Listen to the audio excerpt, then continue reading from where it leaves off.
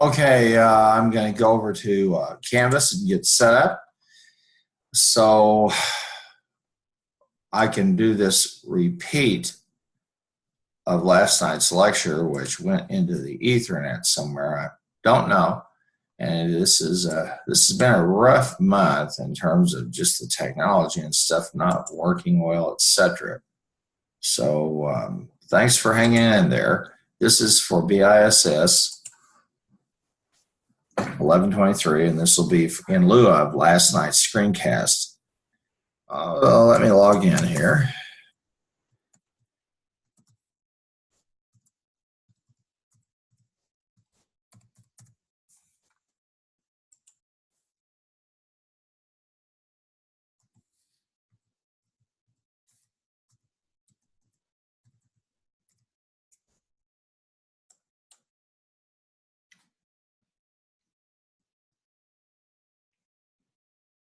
All righty. And we'll go here to BISS 1123. Now, let me go back through the discussions here. We'll go to the modules. And don't forget, those of you who may see this morning, or maybe see it this afternoon, I do have office hours posted for this afternoon. Okay. And those are virtual office hours, and you'll be able to come in. And again, that's an accessibility issue. And so we were down here at week 4, and let me start first of all with questions about exams, and this is just a kind of a recap. Well, let me go up first of all to week number 3. And at week 3, you'll notice I had posted the keys for XLS4 and XLS5. Now, I always work ahead, all right, for the simple reason that I do that so you can see the screencast, well, so you can try to do the workshop and then post something, which I count for credit, and then I'll do a screen, and then when I do a screencast, I'll show you, and I basically give you a key. I'll show you how I did it, and I'll upload it. And that's for your benefit, so that when we go down later on in the course, and some of those things that you need to learn to do, you have those keys available to look at, okay? And so that's why you have over there a key for XLS4 and XLS5. Now, let me say this also, again, as regards questions about exams. I don't answer questions of exam during class because I think it's a waste of time, and often it's out of context, and I just have to see the question and what exactly you're saying. So if you have a question about an exam, send it to my email. Now, I want to say one other thing, and all of you and all of my other students got this. I just sent everybody a message through Canvas that you should only communicate with me using email or messaging. When you do that, you should only use OBU's email or Canvas. If you send it to my personal accounts, which I've had 1 or 2 of you do, I'm going to simply tell you once, please don't do this. The second time, it will be deleted. There's a reason, and the reason is this. The institution insists that we use email and Canvas messaging as our official methods and only methods of communicating with you as regards course study, etc. Now, let me say this.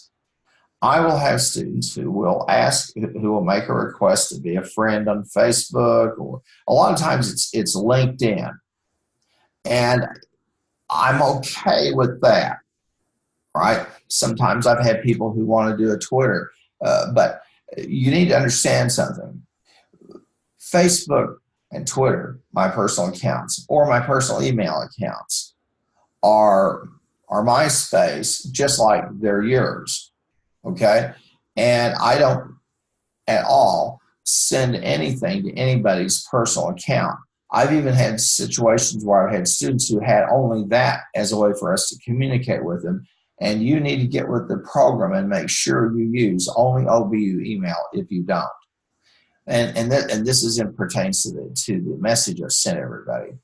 Okay, well back on week 3, we've done 4 and 5. Here on week 6, all right, we had the XLS6, and so I provided a key for it. All right, and let me do this. I'm going to go ahead and make sure we're continuing to record again. All right, and I'm going to go to Vital Source.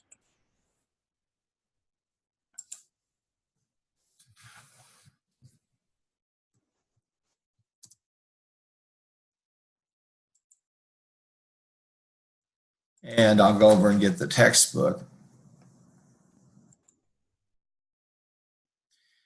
Now,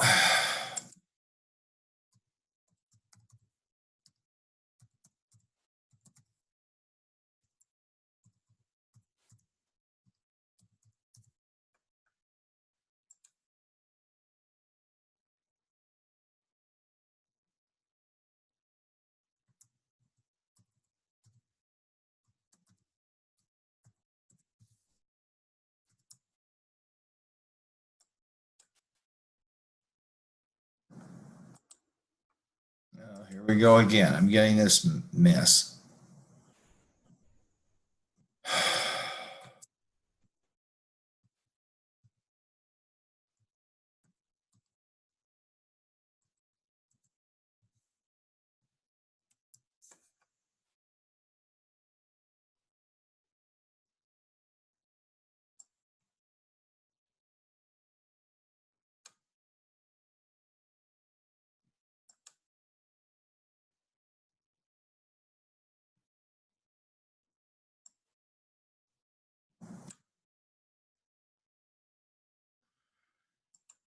Oh, I'm telling you, folks over there oops, this is Vital Source, not, I'm getting myself mixed up. I know I needed, pardon me.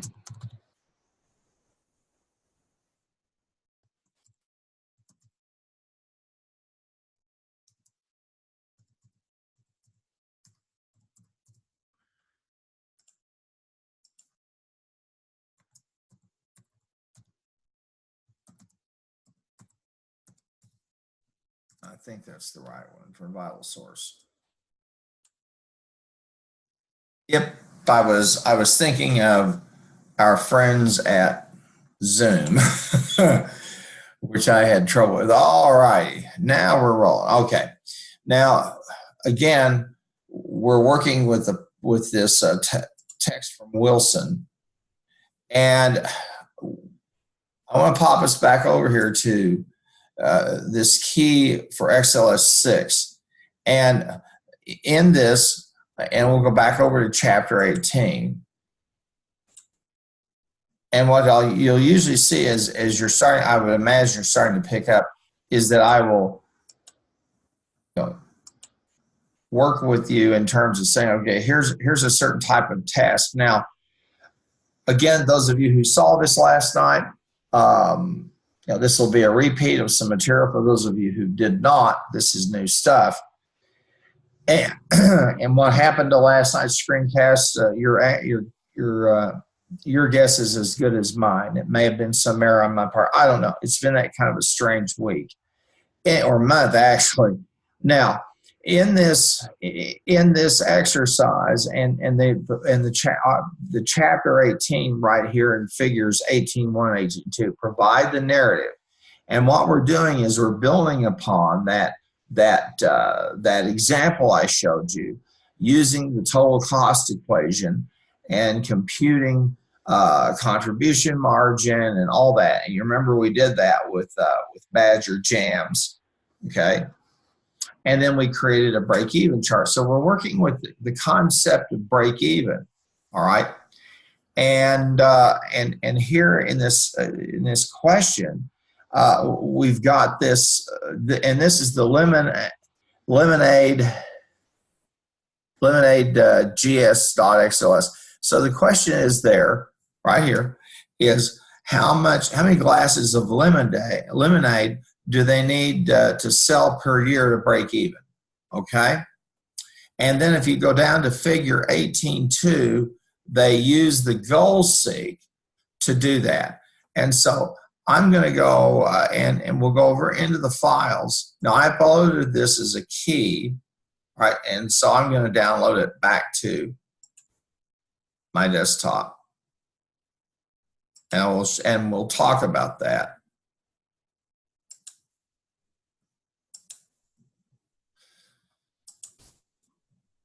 I'm going to take it down here, right? Now we'll open it up.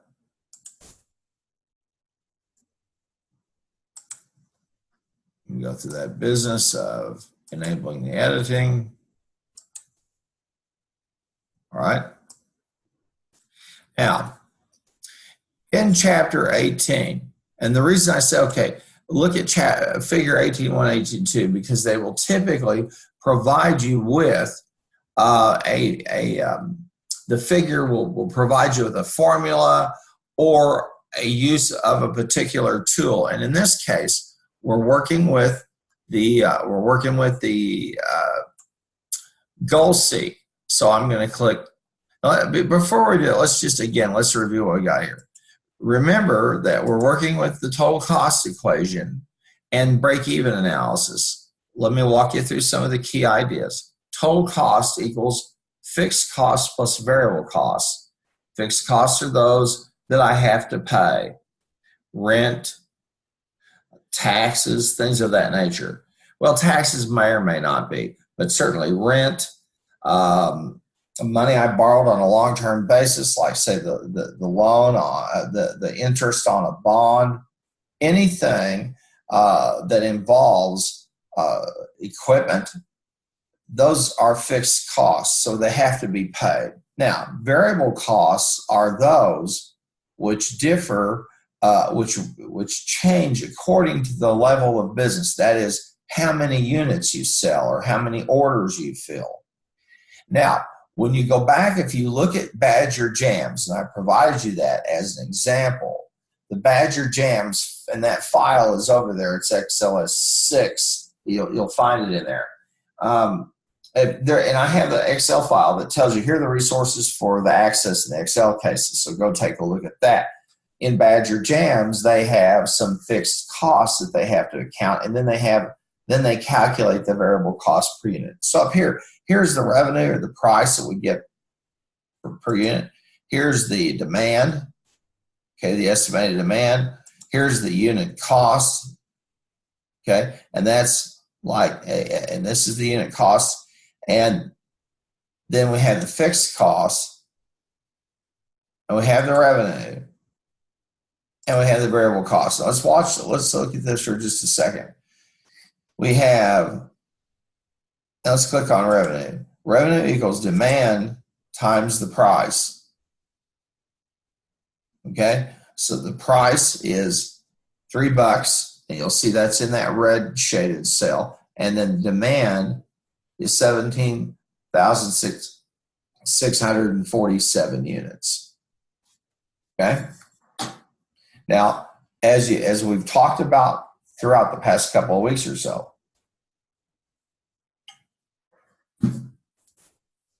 if you perceive that you're going to use a pro forma or a template on an ongoing basis, it's best to go ahead and populate the name manager so that you can use those names in the formula, okay?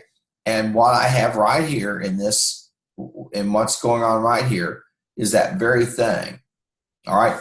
Now, I'm going to get that for a sec, and I'm going to click on the formulas, and I'm going to go to the name manager. And we know how we've gone through the process of defining a name and then using it in a formula. And again, here they've populated this, which means that if we want to use one of the variables, it's much easier to refer in an equation to a variable than it is to a cell. Okay, and that just kind of keeps us on an even keel.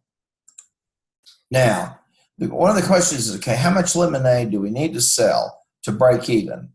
All right, well, let's go down here and take a look at, we've got the revenue, we know the variable cost, okay, that's that unit cost, and then we have the profit. And the profit is revenue minus fixed cost plus variable cost. Now, if I wanted to do so, I could create a variable called total cost, and that would be fixed cost plus variable cost. All right, and I could use that as a means to have a total cost figure. Now, the author here chose to not do that, but instead to show that it's revenue minus fixed cost plus variable cost. Now, properly, I would put parentheses here, but the machine, again, remembering order of operations, is going to do it correctly. So we've got the profit, and so what we see is that in order to break even, we need to sell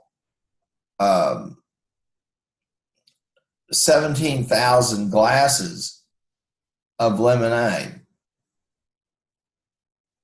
All right. Now I'm going to go over here to data, and we worked with GoalSeek. I'm going to click on it, and there's the GoalSeek dialog box. Okay. All right. And I'm going to set cell D7 to 0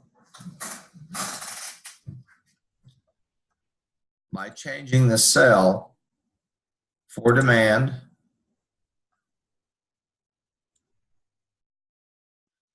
and that way we'll find out how many of these glasses of lemonade we need to sell. So I'm going to click OK. And we get an answer. All right. And that's what we have here. Now, the value of GoalSeek is that it allows me, and I talked about this last night in the lost screencast, all right, somewhere out there. Who knows? And make sure, in fact, I'm recording here. Okay. And I can, if I choose to, I can try to see what this looks like using, and GoalSeek lets me start to look at some of the ranges of outcomes, and you'll hear me talk about that all the time. When we make a decision, the outcome of our decisions is not just binary, it's just not black or white. It's along a continuum, like a bell curve that ranges from what I would typically get to really good to really bad.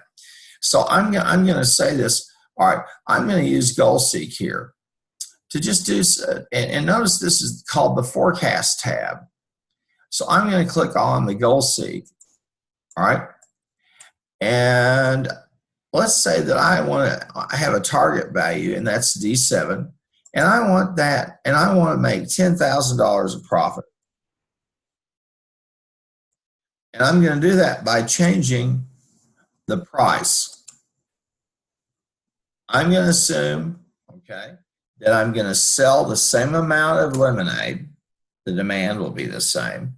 The cost structures remain the same. And I want to see, if I want to make $10,000 of profit, how much do I have to sell this for? Okay, so I'm going to click OK. And it will tell me $3.57. Now, let me say this. Economics tells us that unless you have a highly specialized in-demand product, typically when you raise the price, the volume will go down, okay? So for this exercise, we're just simply showing you, I'm just simply showing you the use of the GoalSeek, but we can probably do it a little bit better. So I'm going to I'm going to revert this back to where we were. And I'm going to go over here to the what if analysis. And I'm going to assume, all right, that instead of $3, I'm going to sell this for $2. I'm going to sell this for 10% less, $2.70. Now you're going to see everything unfold here, and you're going to see by selling it at $2.70. And let's talk for a moment about this. I've reduced the price 10% from $3 to $2.70.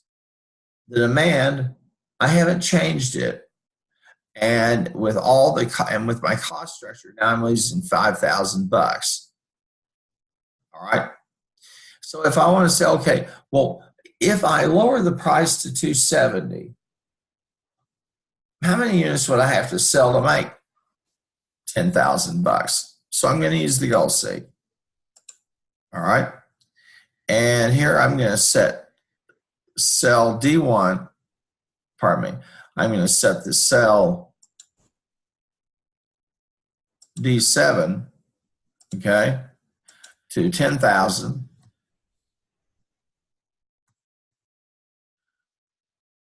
By changing the cell for the price. And there we go.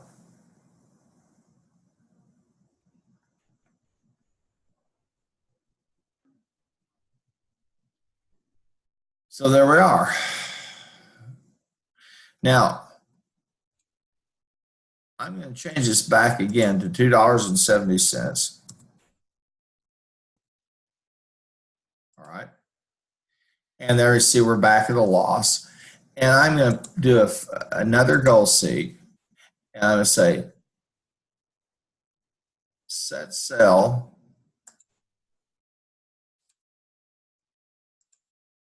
D7 to 10,000. Okay, and this time I'm going to do it by changing the cell for demand. And let's see what we have to do. Okay, now as you'll note, in order to, if we drop the price 10%, in order to make a $10,000 profit, then we have to have 24,000 units that we sell. Now, in some ways, this makes sense because we're assuming a typical assumption, and that is when I'm selling something, if I drop the price, the volume will typically go up. That's why people have sales, all right? So that gives us a way to look at this. And here we're looking at we're using the goal seek to look at to provide some different ways of looking at how we might run our operation.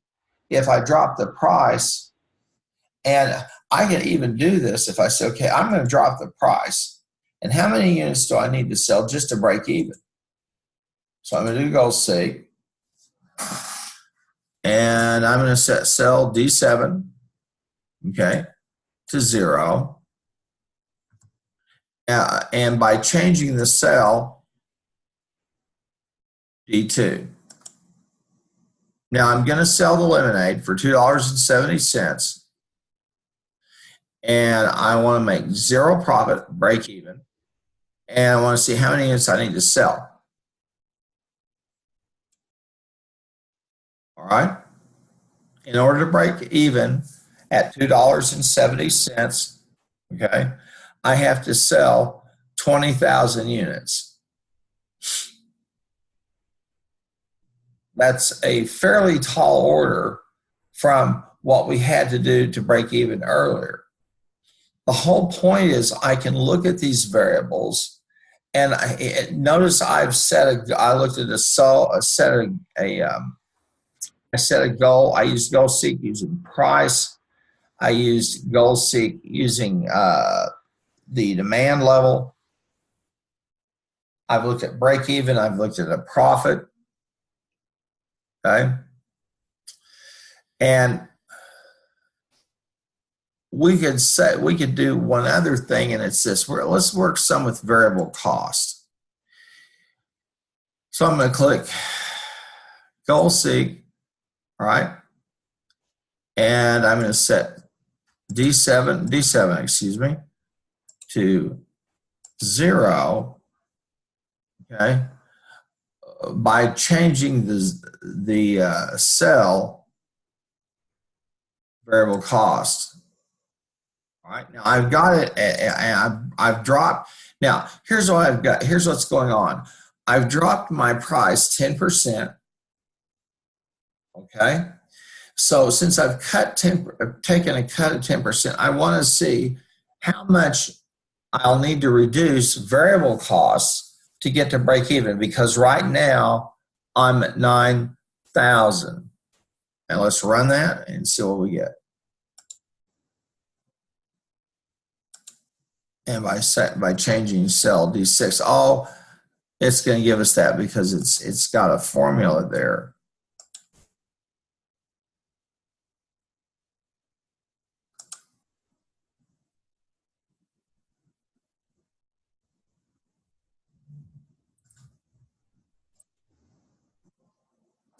Oh, weird.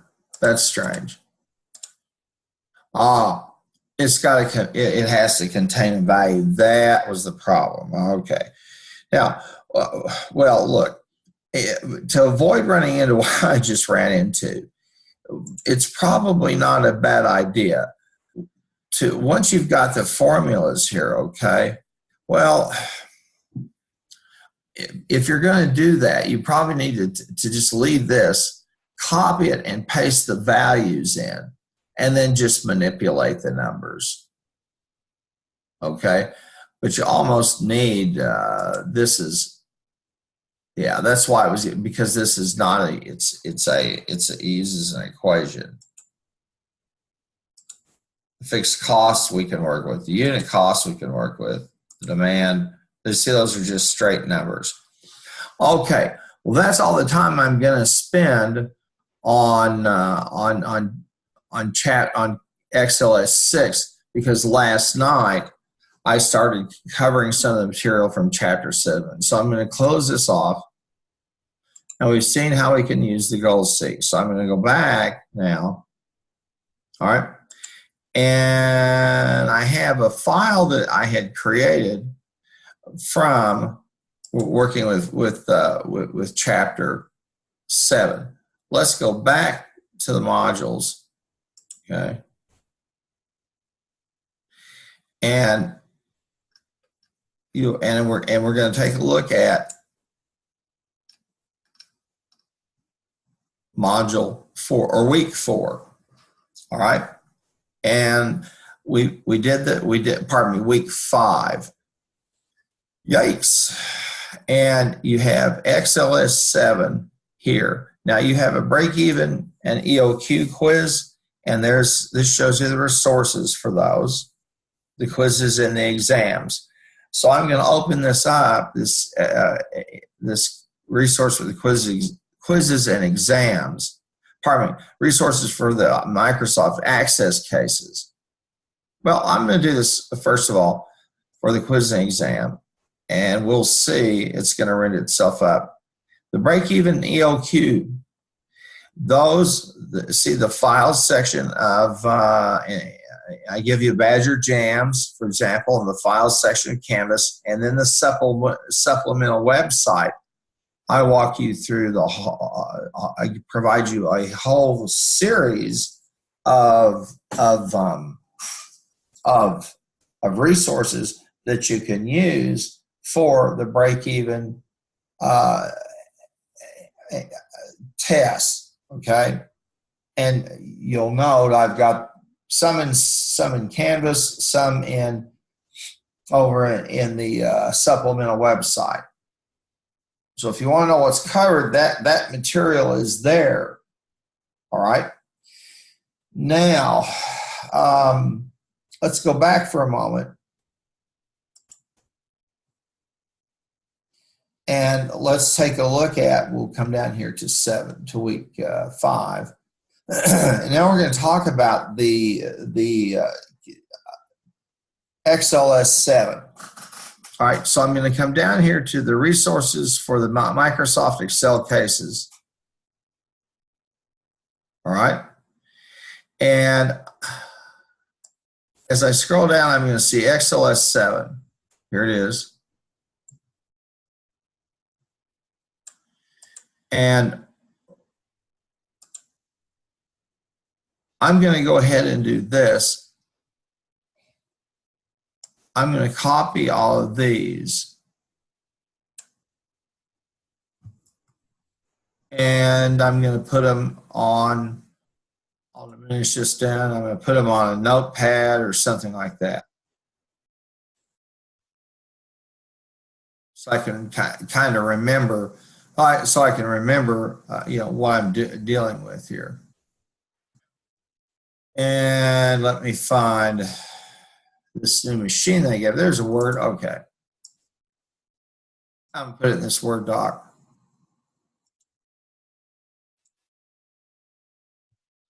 Okay. Now, there's this resource, the hardware nuts, and that's in the files section, Canvas. And then there's ELQ, XLSX, and Contra. Country, I don't know how you pronounce it. This second one, which is in chapter 81, and these are the practice files over in the companion content to zip, because they deal with, okay, they deal with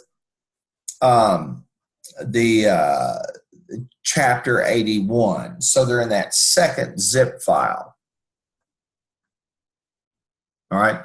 Now the hardware nuts case, I'm going to provide that in part 2. Okay. So I'm going to just work on XLS7 here today, this morning, as part 1. And, well, I think I'm going to go the opposite route. All right. So I'm going to go back up here. I'm going to do hardware nuts. And then I'll stop at that. And then I'll do, for part 2, we'll do these practice cases out of practice files out of figure 81-2 there in chapter 81. And we'll go through the, because there are 2, as you look at the files, you'll see there's 2 XLS content files, okay? Now, let's go back into the files section. All right, and we're going to find hardware nuts. Cool.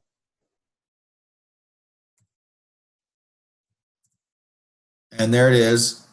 Now I'm going to make, and this is a hardware nuts done. I'm going to publish this file. Okay. And I'm going to do this. Let me walk back over here to the modules.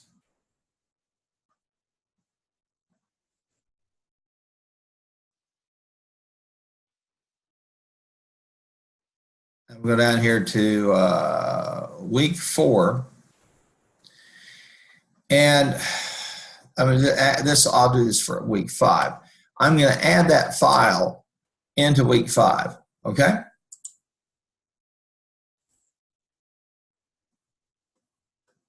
We'll come down here and we'll find that file. And this is a file we're going to be working with, economic order quantity. Now, and economic order batch. Economic order quantity deals with when I'm buying inventory and I try to determine how much should I buy so I don't have too much sitting around or too little. We're trying to what we call optimize. So I'm gonna select hardware nuts, cool. And that's the key. And here it is. I'll just move it right up here. Okay. And I'll put it right under the XLS7. And I'm going to edit this.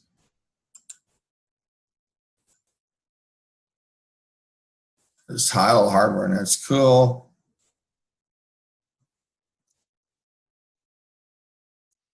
I'll put this is key for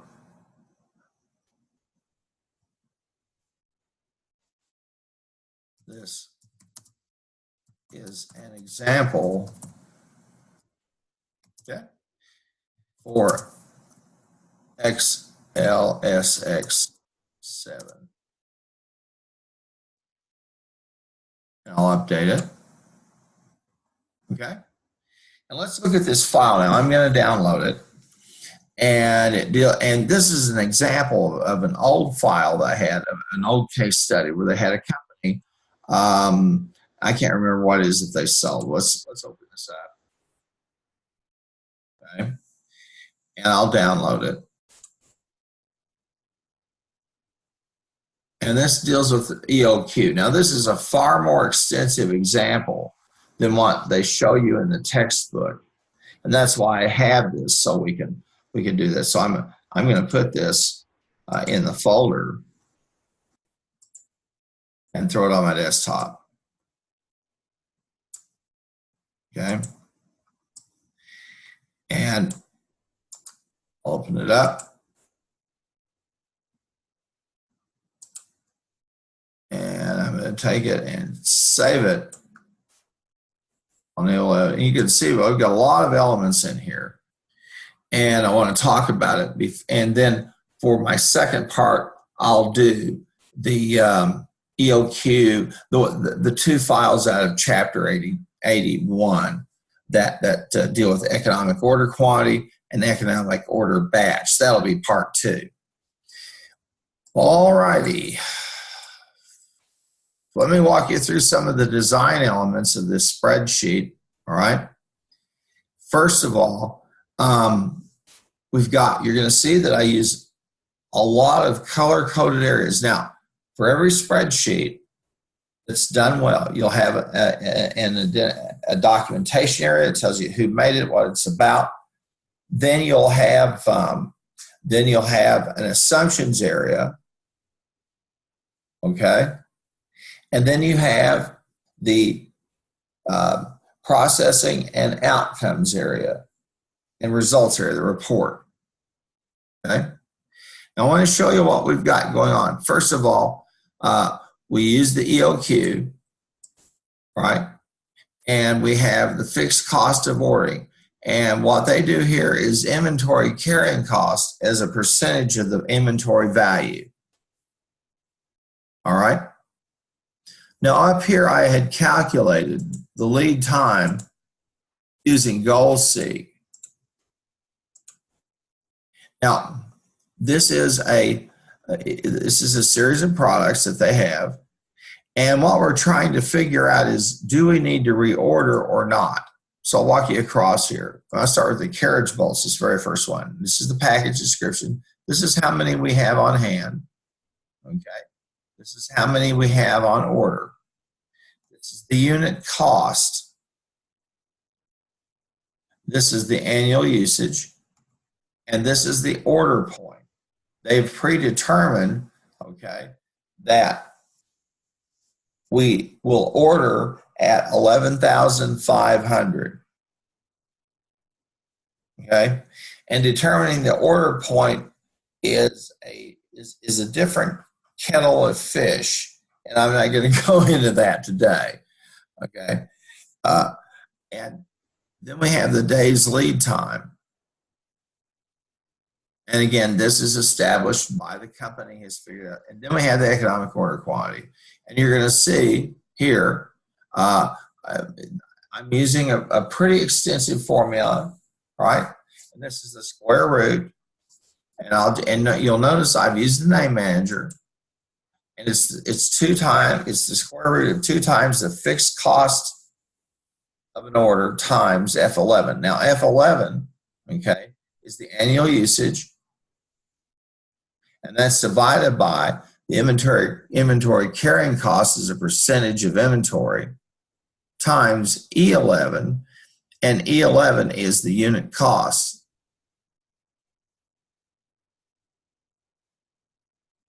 Just if I've got a mix there. Now, that's how I get the SQ. That's how I get the EOQ. And again, it's 2 times the fixed cost of an order times the annual usage. And what I really should have done there was gone ahead and made used the formulas and made a name and created a name for the annual usage and the unit and the order point, and for days lead time, but that can get a little bit sketchy. So here I'm using it, and I know enough. I've got it close enough here and designed here. And again, you'll notice I've gone from a purple to a blue to green, 3 distinct areas in the spreadsheet. And so we're going to compute the EOQ, okay, which equals 2 times the fixed cost of an order times F11, which is the annual usage. You see, we're kind of seeing that. We're seeing that little bit of a variable cost, and then we see the inventory, and that's divided by the inventory carrying cost as a percent of the inventory value, okay, times E11.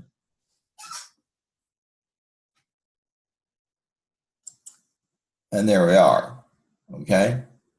Now, the balance available equals C11 plus D11. And that's what we have on hand and what we have on order, okay? Now,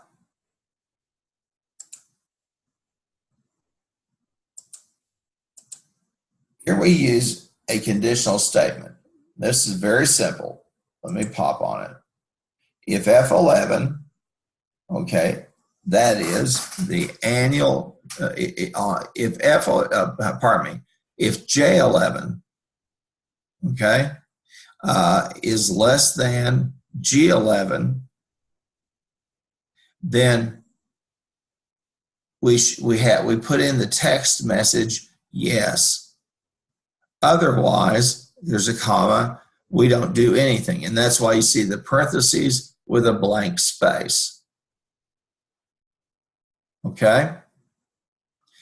And so that's the conditional statement. And let's look at that. If J11, let's look at this one for this first one, J11, the balance available is 9,075. Okay?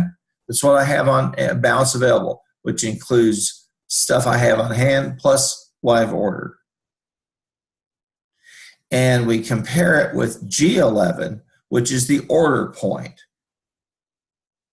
And because the balance available is less than the order point, then yes, we want to reorder. So we put the text message yes, then a comma, and if it would, and our default, if it's not yes, is a blank space.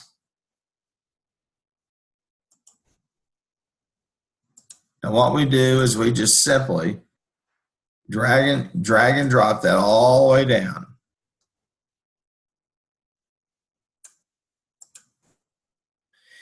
So we know when to reorder. Now, here we used conditional formatting, okay? And we'll click Manage the Rules. We'll get a look at these. And so here we see, and this applies to this set. And if the value contains, note that we do it, we look, if the value contains yes, then we're going to get a format of a dark red, a light red background with a dark red font. And that immediately alerts us to the fact that, bang, I need to reorder. Okay? Now, we'd also, I had provided a way to do some lead time, okay, using GoalSeek. And I've got some figures in there for like annual usage, days open, and so forth. All right, and there's the order points. And so we can use GoalSeek to try and figure out our lead time. But usually we'll have that information available to us. All right. So that pretty much takes us through. Now, again, the economic order quantity, and I'll talk some more about this in part 2 that I'm going to record this week, where we cover those 2 files that are there in chapter 81. The economic order quantity is a way I try to balance off 2 things. The amount of inventory I have on hand. It costs me money to store it. It costs me money to take care of it. The more of it I have, the more likely that something gets broke or it gets stolen or it goes bad. Okay? Balancing that off with the issue of not having enough. And if I don't have enough, I lose money. And I could probably lose a customer. So I'm trying to strike a balance there. And that's why you see that ratio for the EOQ.